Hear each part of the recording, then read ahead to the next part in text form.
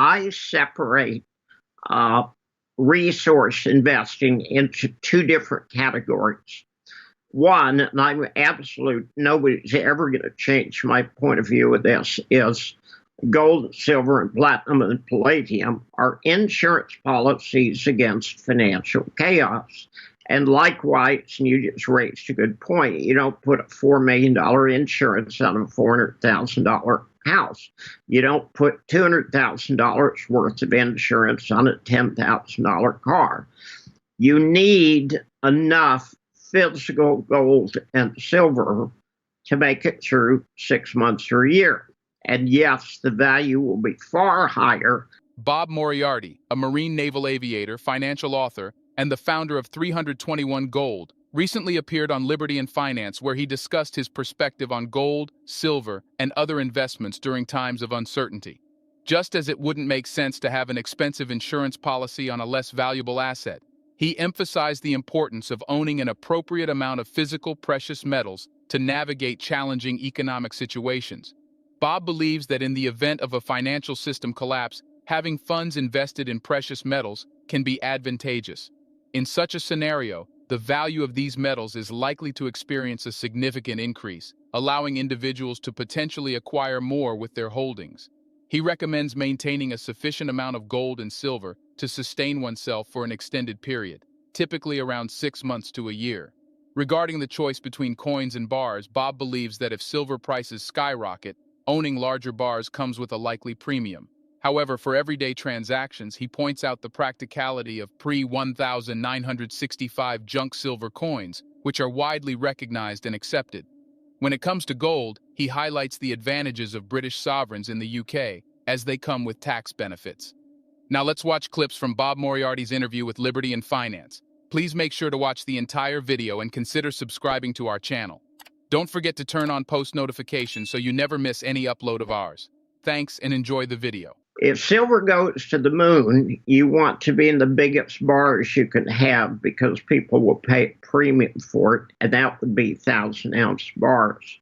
However, for day-to-day living, junk silver, pre-1965 junk silver, is a known quality and will be accepted faster than anything else. So I actually have some junk silver and I have some 1,000-ounce bars.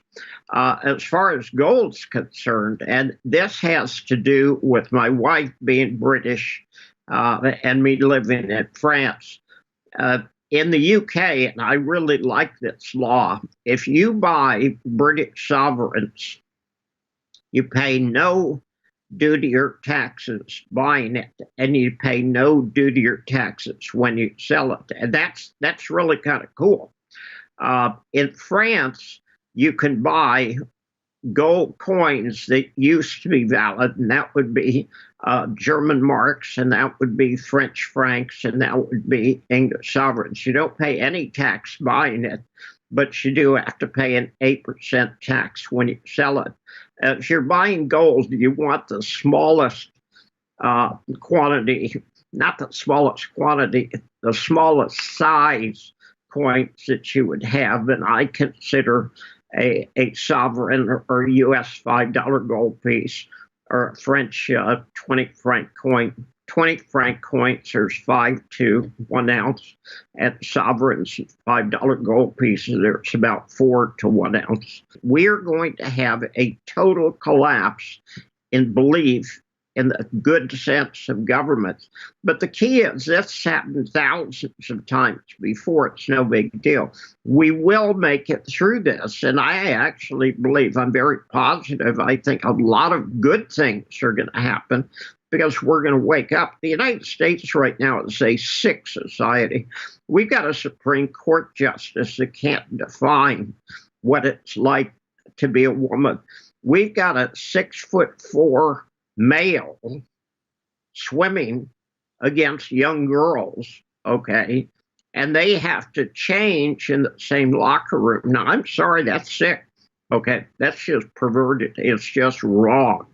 And we need to regain some kind of sense of reality, which we don't have. However, once you've got the insurance policy, hopefully you've still got some money. And I think that you should put that into some kind of resources. And that isn't necessarily precious metals, but farmland would certainly qualify. Other natural resources, food, water. Uh, we're going to have a dichotomy. We're going to have a split between paper assets and real assets. And during the Depression, paper assets disappear, and during the Depression, real assets increase in value. So you want to be investing in real things, not in paper things. And some people get confused and they say, well, share certificates are paper. Well, they are, but they're fractional ownership of real assets. So while I do have a substantial amount in physical precious metals, I invest in a lot of resource stocks, and I'm quite happy to do that. What I wouldn't invest in is T-bills or T-bonds or CDS or bank loans. Moving forward, Bob believes that the current state of the financial system is critical. He emphasizes the potential consequences of the interest rate increase and the impending collapse of commercial real estate. He believes that the actions taken by the Federal Reserve and the ongoing banking crisis could lead to a severe downturn, potentially within the next year. The situation is precarious, and the Fed's ability to address the challenges is limited. The money supply is decreasing at a faster rate than during the 1930s, which is crucial for sustaining the economy. Despite the Fed's attempts to raise interest rates, they have simultaneously injected a significant amount of money into the system due to bank failures. This has effectively reversed the tightening measures and resorted to quantitative easing once again. This situation has left the Fed in a predicament with limited options and a challenging path ahead. Let's get back to the interview. Well, there's two issues, and you've touched on part of it, but the other is the interest rate increase, which is the fastest interest rate increase in history. And that makes a lot of these loans unaffordable.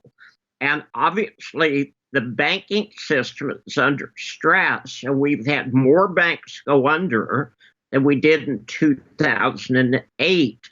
So they're tightening up their standards, and I'm seeing indications that there could easily be a 40% drop in the value of commercial real estate.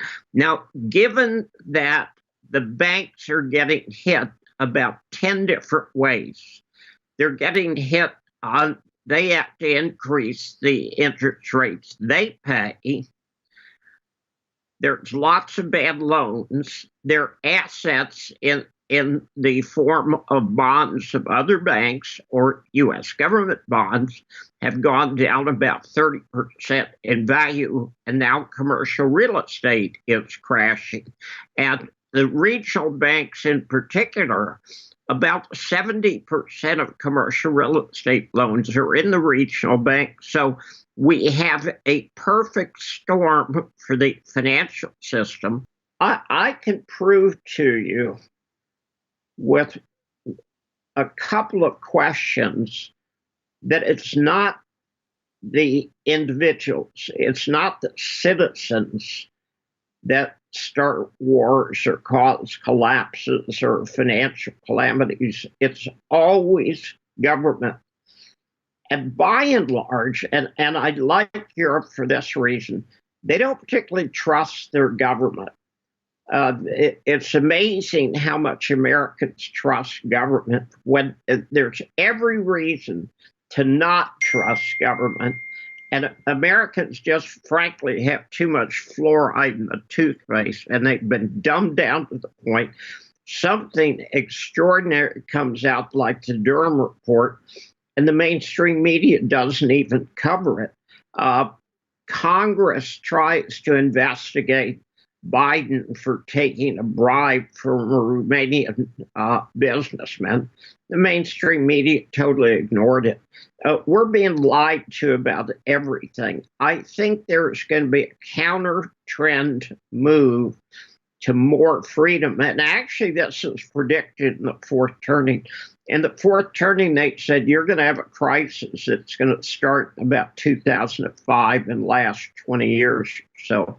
But they said the tendency will try to be a totalitarian government. However, people will start standing up and saying, we're against this. I don't think central bank digital currencies will work. And I think that that would be the equivalent of releasing the spoon on a hand grenade. People are angry now. And when they realize that who they should be angry at is not the blacks, it's not the whites, it's not the transgenders, it's the government. Looking ahead, it is crucial to recognize the importance of owning physical precious metals as a safeguard against financial uncertainty. In the event of a potential collapse in the financial system, the value of assets like gold, silver, platinum, and palladium is likely to experience a significant increase, offering a potential advantage to individuals who hold these metals. The possession of an appropriate amount of physical precious metals can act as a form of insurance during challenging economic times. And of course, by maintaining a sufficient reserve of gold and silver, typically around 6 months to a year's worth, is recommended to ensure stability and resilience in the face of potential financial crises. What are your thoughts on the interview? Will you consider investing in physical precious metals as a form of insurance? Or do you have alternative strategies in mind? Please leave your comments and observations in the comments section below. Also, be sure to like this video, subscribe to the channel, and enable notifications to stay up to date on our latest videos on silver, gold, and copper. Thanks for watching.